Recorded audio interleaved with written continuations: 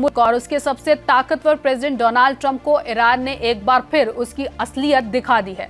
Iran ने Trump को चेतावनी देते हुए साफ वाजे कर दिया कि ईरान अगर न्यूक्लियर हथियार बनाना चाहता है तो उसे अमेरिका क्या, दुनिया की कोई ताकत नहीं रोक सकती।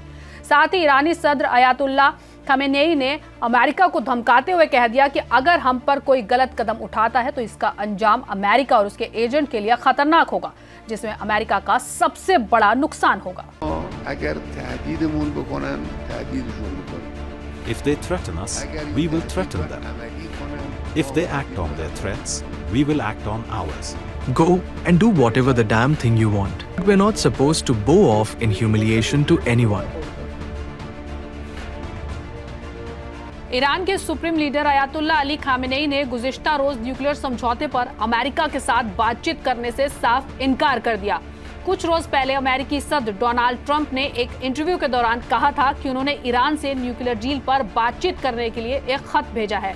अयातुल्लाह खामेनेई ने साथ ही ट्रंप को और इजराइल को चेतावनी दी है कि हालांकि हमें न्यूक्लियर बॉम्ब की जरूरत नहीं है, लेकिन अगर ईरान न्यूक्लियर बॉम्ब बनाना चाहे तो उसे तुम क्या, दुनिया की कोई भी ताकत नहीं रोक सकती।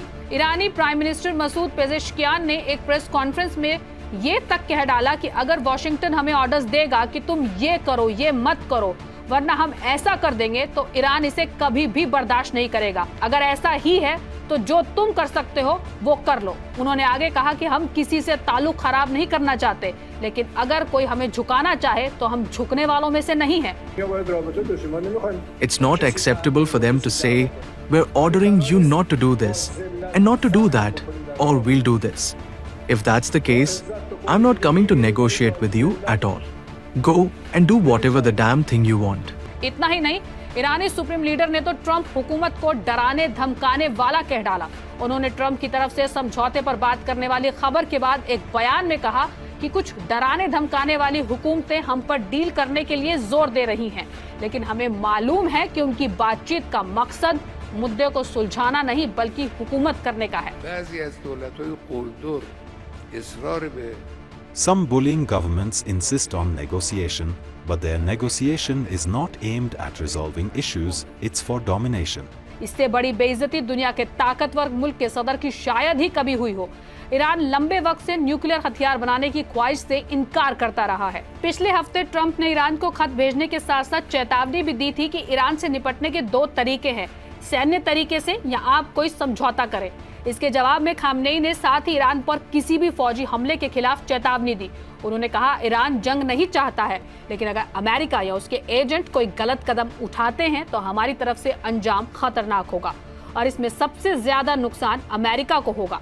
हमने आपको पहले ही बताया कि ट्रंप घड़ी की चौथाई में ईरान से डील करने को बेताब है, क्योंकि अमेरिका और इजराइल नहीं चाहते कि ईरान न्यूक्लियर ताकत बने। यही वजह है कि ट्रंप डील करने के लिए ईरान के आगे गिड़गिड़ा रहा है, लेकिन ईरान ने अमेरिका को साफ कर दिया है कि वो किसी भी तरह की डील नहीं करना चाहता है और ना ही किसी भी तरह की धमकी से डरने ही वाला है। इस वक्त ट्रंप की हालत खराब है।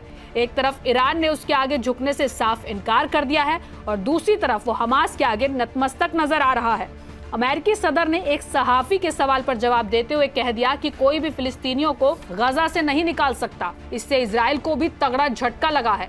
सब हैरान हैं कि जो ट्रंप कुछ दिन पहले गजा वासियों को मार देने की धमकी और उनकी सरजमी से उन्हें बाहर करने की धमकी दे चुका था, वो आज फिलिस्तीनियों को गजा में बसाने की बात कर रहा है। ट्रंप के जरिए बुधवार को आयरलैंड के ताउसीच माइकल मार्टिन के साथ व्हाइट हाउस में एक बैठक के दौरान एक सवाल के जवाब में आया कि कोई भी फिलिस्तीनियों को गजा से नहीं निकाल रहा है। Nobody's expelling any Palestinians. I don't know. Who are you with? I'm with Voice of America, sir. Oh, no wonder. Okay, Voice of America.